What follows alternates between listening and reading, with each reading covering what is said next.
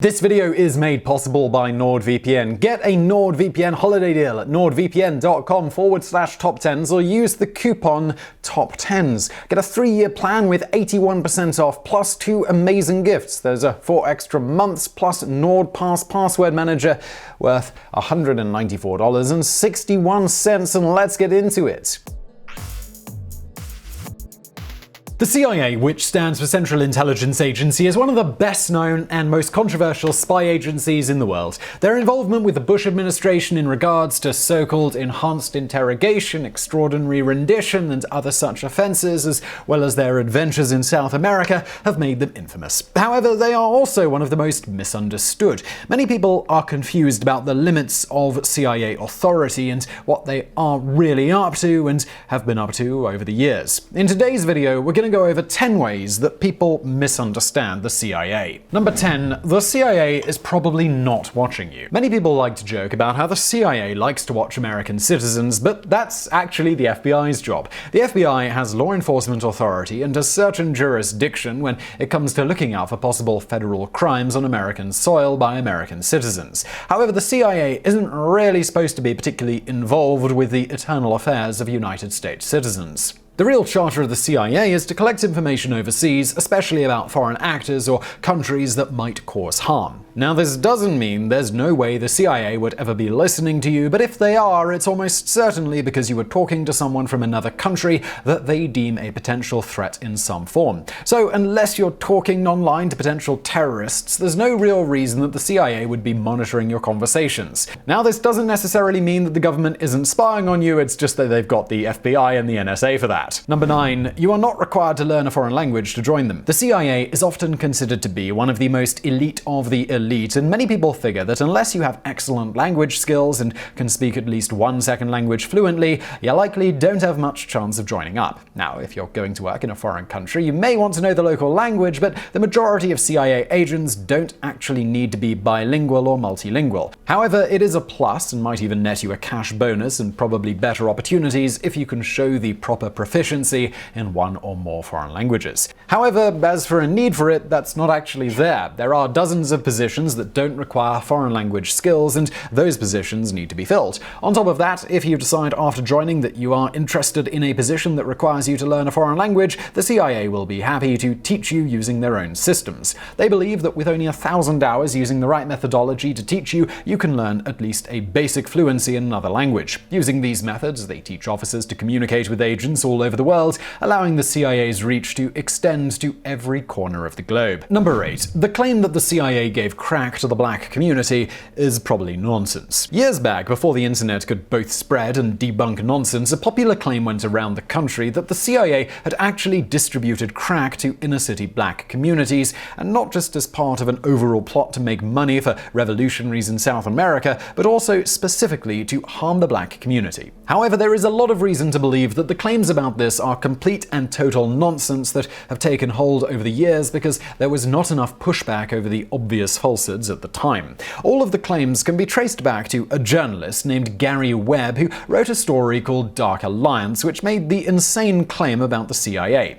This story claimed that it all started in Los Angeles and went from there, even though most experts say that the spread of crack was pretty much simultaneous among large cities. Furthermore, at the time of Webb's story, every newspaper of record tore it full of holes and pointed out that it had nothing to back it up, and there was plenty of evidence contradicting it. However, because the CIA is so generally distrusted and/or despised, and many black Americans understandably don't trust the government, the myth took hold in the popular consciousness, and it would be difficult to change most people's minds about it at this point in time. Number 7. They are not a law enforcement agency. While there have been some reports of extraordinary rendition back during the Bush years with the help of the CIA, and some have argued this was an extreme abuse of power and of international law, the fact is that, especially within the borders of the United States, the CIA has no real law enforcement authority at all. Unlike the FBI, their job is not to make arrests or enforce the laws of of the United States. Most CIA officers, at least within safe areas that they operate in within the United States, do not even carry firearms and are rarely expected to find themselves in danger on American soil.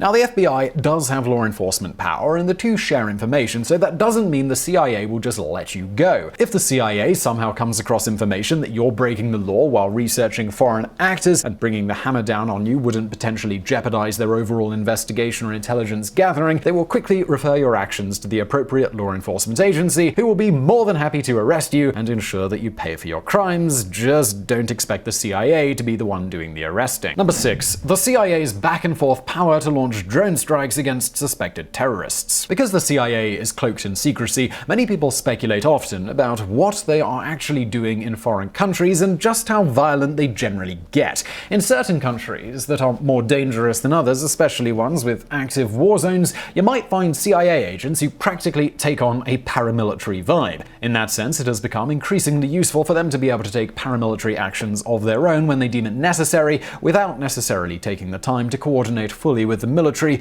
the executive branch, or other spy agencies. Now, back during the Bush years, one of their greatest paramilitary powers was the ability to launch drone strikes on suspected terrorist targets. While President Obama certainly enjoyed launching drone strikes himself, he didn't think that the CIA should have the power to order drone strikes on their own, and took that toy away from them. However, President Trump has reversed that and once again allowed the CIA to order drone strikes on suspected terrorists if they think it necessary. Now, you might not need to protect yourself from drone strikes. Well, at least I hope not, but you do need to protect yourself online, and that's where today's sponsor NordVPN comes in.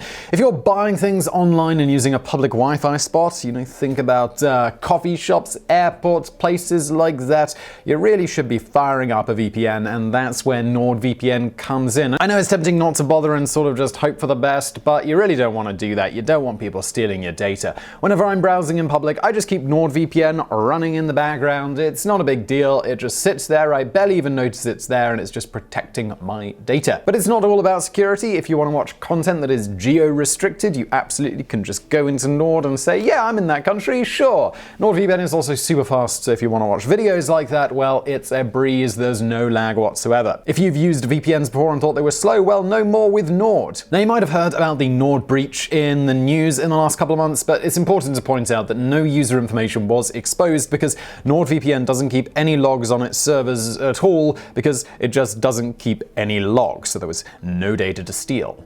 However, NordVPN is still moving to a 100% owned server model. Unlike many other VPNs, they're also improving other aspects of their security. So start protecting your internet experience today and get the NordVPN holiday deal at nordvpn.com/TopTenz, or use the coupon TopTenz. Get a 3-year plan with 81% off, plus 2 amazing gifts, 4 extra months, and NordPass password manager worth $194.61. And let's get back to it. Number 5. Zero Dark 30 makes the CIA look really good, but they were behind its production. The movie Zero Dark 30 is a spy drama about the military, and especially the CIA, regarding their efforts to gain intelligence that would lead to the capture or killing of Osama bin Laden.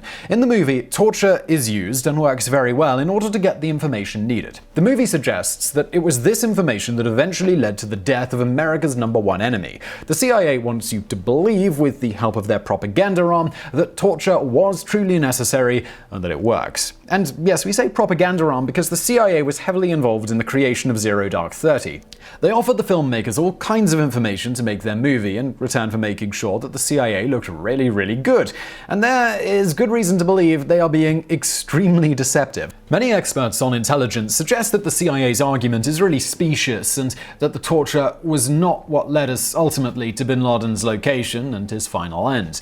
Of course, those who want to believe that torture works are happy to accept the movie's message and allow the CIA to remain completely off the hook for those actions. Number 4. Like any spy agency, classified information is on a need-to-know basis. Many people think that if they join a spy agency, suddenly they will be able to see how far down the rabbit hole things really go. Except they are almost certainly going to be disappointed if they join the CIA with this mindset. Even if you can reach the highest levels of security clearance, your hopes of learning about UFOs, the Kennedy assassination, or whatever whatever other burning question you have is pretty much nil. The reason for this is that you are very, very unlikely to have any reason to need that information to perform your job and various duties. The reason they're so careful with classified information is that no matter how trusted someone is, people are fallible, and the more people know, the weaker the secret actually is. What this means is that even if you are the President of the United States, you don't get to go pouring through all these secret classified files that have been hidden over the years for a whole lot of reasons. Even the President has to go through a process to get certain information and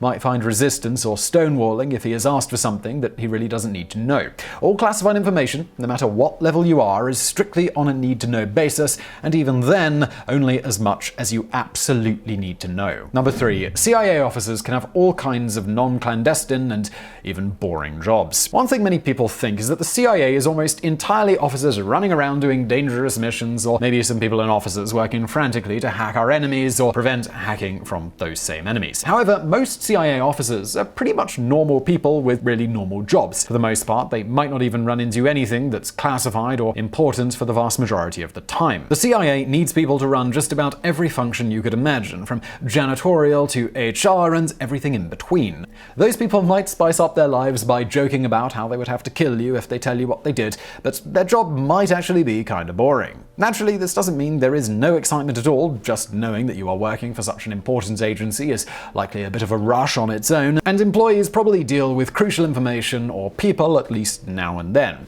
However, the main point is that the majority of CIA jobs don't require you to put yourself in any particular danger. So, for those who are interested in joining the CIA in order to better protect their country but don't particularly want a dangerous job, they need not worry. There are plenty of non-violent options to choose from. Number 2. The CIA has toppled governments, and they are dangerous rogues. Many people, including this channel, like to talk about the CIA's adventurism in South America and other parts of the world, and how they have destabilized governments, helped along coups and revolutions, and worked to install puppet leaders around the world in support of the US government. Some of this has had bad results and left regions in a state of instability for decades, and many blame the CIA almost entirely for these problems, especially the rise of the drug trade and the lack of stability in South America. However, while the CIA may have been involved in a lot of this, that doesn't mean they are a rogue agency or that the CIA did it. To say the CIA did it is like saying a gun shot someone. In a certain sense, it is true. The gun was fired and it sent out a bullet, but someone else was holding it and pulled the trigger. The CIA does not have unilateral authority to set policy or destabilize countries and things like that. The CIA answers to the government and takes their marching orders directly from them. Just like you wouldn't blame the army itself for a country being invaded by the government, the instability caused by the CIA was done by the government itself. The CIA was just their chosen tool for the job. Number 1. CIA officers get information in a way most people won't imagine. You might imagine CIA officers as the sneakiest and most in danger of the clandestine spies. They go to foreign countries, they blend in, they get jobs, and they use their language and cultural skills to work their way up and steal foreign secrets. However, while CIA officers are often in danger in other countries and can risk being identified and sometimes do take on a paramilitary or more spy-like aspect, the truth is a lot more banal, because the CIA wants to minimize the risk to its officers. The most important training a CIA officer can have, and that which they will most likely use, is training agents. Agents are essentially what we imagine most CIA operatives to already be, the true spies. Agents are recruited from the foreign country of origin, usually already have positions that get them close to important information. The CIA officers groom and train these agents, turning them into assets that help the US learn valuable information about their enemies and even allies abroad. This doesn't mean CIA officers don't sometimes go into very dangerous situations, and as we said, getting their cover blown can be dangerous. But this use of foreign agents helps keep the CIA officers safe and collecting more and more important information from all around the globe. So I really hope you found that video interesting. If you did, please do smash that thumbs up button below, and don't forget to subscribe. Brand new videos every day. When you're subscribing, hit that notification bell. Also, if you want more from me, why not check out a podcast I do? It's called The BrainFood Show. If you search BrainFood, one word, wherever you get your podcasts, you will find it. And as always, thank you for watching.